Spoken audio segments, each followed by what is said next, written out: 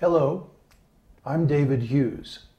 Welcome to part 6 of our series, Understanding Bhagavad-gita.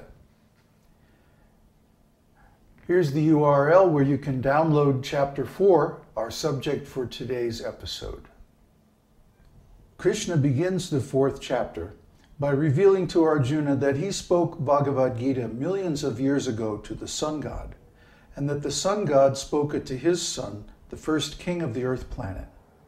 Thus, the science of Bhagavad-gita has been coming down by disciplic succession for millions of years. However, due to inevitable changes caused by the force of time, the disciplic succession appears to be lost. Thus, the Lord had to speak Bhagavad-gita again on the battlefield of Kurukshetra so that it remains current in human society. This means that Bhagavad-gita cannot be understood simply by reading books about it. One has to approach a bona fide spiritual master situated in the disciplic lineage from Krishna himself. This transcendental knowledge is meant for the devotees of God. It's not meant for mundane religionists or philosophical speculators or the monists who consider that everyone and everything is God. It's meant for the devotees who want to worship God through love and devotion and by dedicating the fruits of their labor to His glory. So God knows everything, and He knows everyone. And He remembers everything that happened in the past, and He knows everything that's going to happen in the future. 5,000 years ago, He decided that the disciplic succession had been broken. So He descended in His original transcendental form as Krishna to speak this knowledge once again.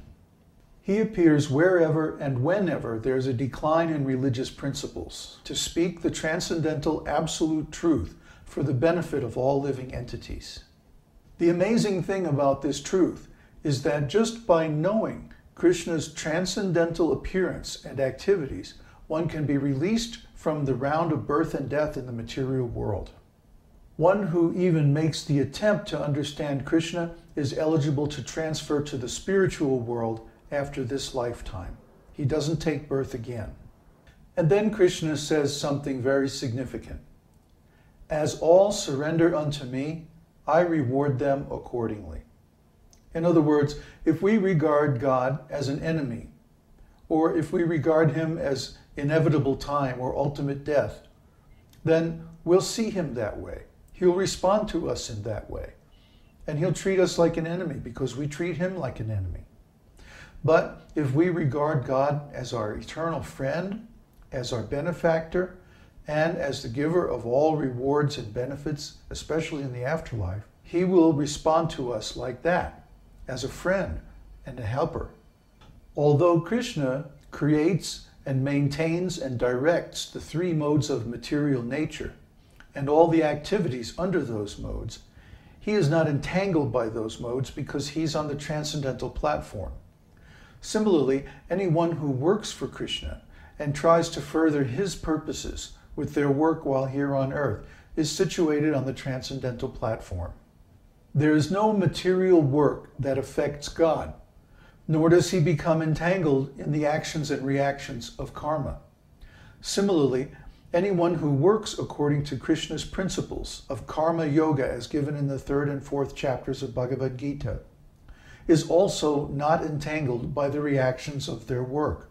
This is the secret to attaining freedom from karma.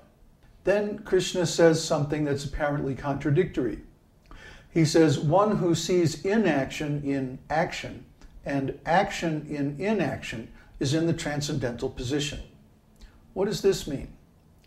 It means that one who dedicates all his energy and work to the Lord, even though he's engaged in action, is actually situated in inaction because he doesn't accept the results of his activities for his own enjoyment. Therefore, the Lord relieves him of all the reactions to that action. So it's the same as doing nothing at all. Even though engaged in all sorts of activities, the devotee doesn't have to bear the karmic reactions for his work. However, some people think that just renouncing all action leads to liberation. This is a mistake, because as we pointed out earlier, even just sitting and breathing is material action if we do it for our own benefit, with the thought of maintaining our body or feeding ourselves and so on. Therefore, even if someone just sits and does nothing, if they're in material consciousness, that is action and they have to take karma for that. Whereas someone can be engaged in all kinds of activities, but if they do it for Krishna, that's the same as inaction because there's no reaction to their work. Another way to say this is that one is in full knowledge whose every act is devoid of the desire for sense gratification. We can't stop desire, but we can change the object of our desire from our own personal, selfish sense gratification to the transcendental pleasure of Krishna.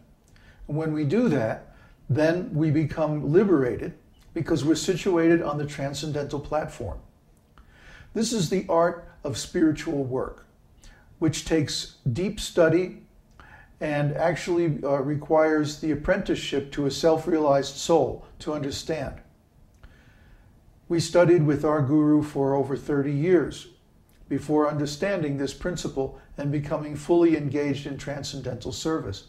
So it's not an easy thing, but it's a simple thing if we understand it with our hearts. In other words, we should love God and serve Him because He is the master in all circumstances.